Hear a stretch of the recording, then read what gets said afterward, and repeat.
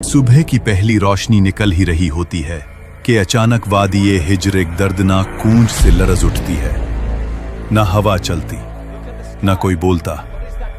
अचानक एक पहाड़ी चट्टान बीच से फट जाती है, धूल उठती है, रोशनी निकलती है और अंदर से एक अजीमोशन ऊँटनी निकलती है। लोग कांप कर पीछे हट जाते हैं।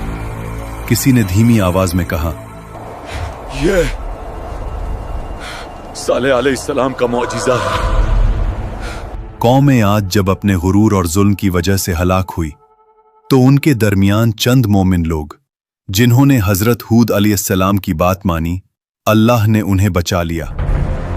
अजाब के बाद हवा बिल्कुल खामोश थी। वादियों में सिर्फ टूटे हुए घर और हवा में अजाब का धुआं। बचे हुए लोग एक दूसरे को देखते हुए कहते, शुक्र है कि हमने हुद अलैहिस्सलाम की बात मानी। अगर अल्लाह हमें पनाह न देता हम भी तबाह हो जाते। ये मोमिन लोग वादी आद छोड़कर दूसरी जमीन की तरफ रवाना हुए। सफर लंबा, मुश्किल और दर्दनाक था, मगर उनकी नस्ल को नई जमीन की तलाश थी, पानी, खुशहाली और अमन के लिए। काफिले नज़्द और हिजाज के पहाड़ी रास्तों से गुजरते गए। फिर एक करीब आबाद इलाका मिला, अल-उला, जहां पानी के चश्मे थे, बाग थे और बेहतरीन जरखेजी। यहां उनकी नस्ल बढ़नी शुरू हुई। यहीं से वो कौम आगे बढ़ती गई और फिर उनकी औलादें पहुंच गईं वादी उल हिज्र, जिसे आज मदाइन सालेह कहते हैं। यही कौम समूद का आगाज था। समूद की नस्ल एक अजीम नस्ल बनी। अल्लाह ने इन्हें बदन की ताकत, जहानत, फननी हुनर, चट्टानों को तराशने का कमाल और रहने के लिए कुदरती इलाका सब कुछ दिया था। ये लोग पहाड़ियों के अंदर पूरी पूरी शहर तराश लेते। ऐसी इमारतें कि दीवारें सीधी, सुतून बुलंद और नक्शो निगार देखकर आज भी इंसान हैरान रह जाए। कुरान के मुताबिक ये मैदानों में महल बनाते थे और पहाड़ों को तराश कर घर बनाते थे। उनकी आबादियों में शहनशाही निजाम था। बाजारों में रोशनी, तिजारत, आवाज और रात को मशालों से जगमगाहट।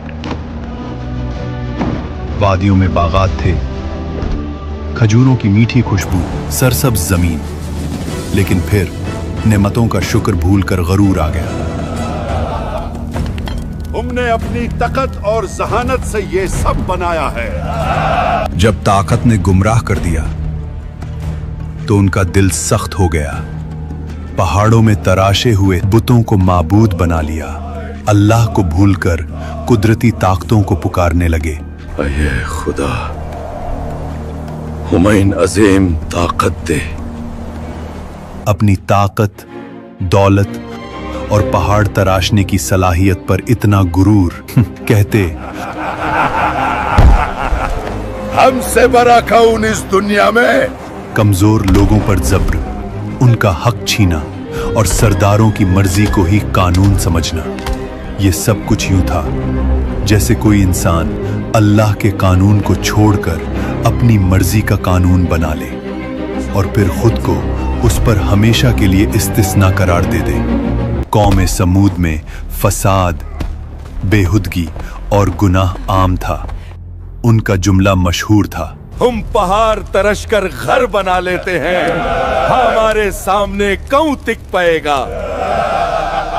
वो नेमतों को अपनी ताकत समझने लगे। ये भूल गए कि अल्लाह ही देता है, अल्लाह ही छीन लेता है। इसी वादी में एक मुअज्जिज खानदान उबैद बिन मस के घर एक नूरानी बच्चा पैदा हुआ, सालेह अलैहिस्सलाम। बचपन से ही नरमी, हिकमत, नूर, सोच की गहराई, हक की तरफ दिल का मैल, सब कुछ उनमें नुमाया था। कौम के बुजुर्ग अक्सर कहते, ये लड़का आम नहीं, इसकी बातों में काफी गहराई है। जब वो जवान हुए उनका रवैया बिल्कुल मुख्तलिफ था। दुनिया की चमक उन्हें न खींचती। वो अकेला वक्त गुजार कर अल्लाह को याद करते। फिर एक रात अल्लाह ने उन्हें नबूवत अता फरमाई। सालेह अलैहिस्सलाम अपनी बस्ती में गए और लोगों से कहा, सिर्फ अल्लाह की इबादत करो, तुम्हारा कोई माबूद उसके सिवा नहीं। कौम के सरबराह हंस दिए। वो कहते, कल तक तू हमारा अक्लमंद दोस्त था, आज हमें हमारे माबूदों से रोक रहा है। हम तो तुझे नेक समझते थे, मगर अब तू हमें उन चीजों से रोक रहा है जो हमारे बाप दादा से चलती आ रही हैं। सालेह अलैहिस्सलाम ने प्यार से समझाया, ये वादी, ये इमारती, ये कुदरत अल्लाह की नेमत है, शुक्र करो, शिर्क मत करो। मगर कौम का जवाब था, बेसबूत बातें न करो, अगर तुम सच्चे नबी हो तो निशानी दिखाओ। सरबराहों ने कहा, इस पहाड़ी चट्टान के अंदर से एक जिंदा ओतनी निकल कर दिखाओ, तब हम मानेंगे। सालेह अलैहिस्सलाम उन लोगों के साथ उस पहाड़ी के पास गए और अल्लाह से दुआ की, या रब, तू गवाह है, अपनी निशानी जाहिर फरमा। फिर एक लम्हा वाड़ी का रंग बदल गया, पहाड़ बीच से फट गया। रोशनी की लहर ने सबको चौंका दिया और फिर एक अजीम ऊँटनी चट्टान से निकल आई। वो आम ऊँटनी नहीं थी, कुरान में इसे नाकतुल्लाह, अल्लाह की ऊँटनी और आया एक निशानी कहा गया। उसकी हैबत, उसकी अजीमत, कौम की आंखों ने पहली दफा कुछ ऐसा देखा था। मोजिज़ा यहीं रुकता नहीं था। ऊँटनी वाड़ी के कुआं से पूरा दिन पानी पीती थी और पूरा कुआं खाली हो जाता था। लोग परेशान हो जाते, कुआं का सारा पानी खत्म हो गया। मगर अल्लाह ने इसका मुआवजा भी दिया था। अगला दिन पूरी कौम उसके दूध से सायर होती थी। इतना दूध के हर घर, हर जानवर, हर बच्चा, सबकी जरूरत पूरी होती। एक दिन ओतनी कुएं से पानी पिएगी तो उस दिन कोई भी उस कुएं से पानी नहीं पाएगा। और अगले दिन तुम सब कुआं से पानी पी सकते हो, यानी एक दिन ओतनी का और अगले दिन लोगों का। मगर कौम ने इस इम्तिहान को भी बर्दाश्त न किया।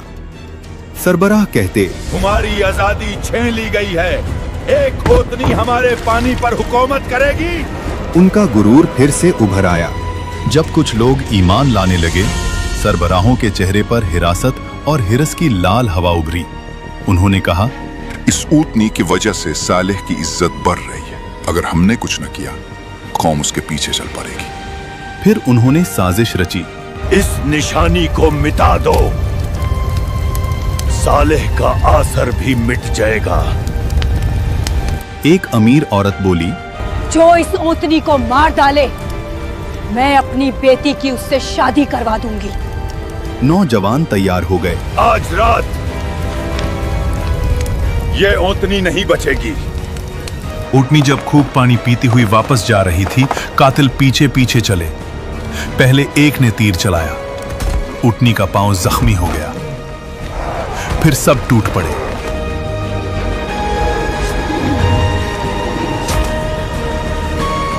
और एक हमले में उस निशानी को कत्ल कर दिया।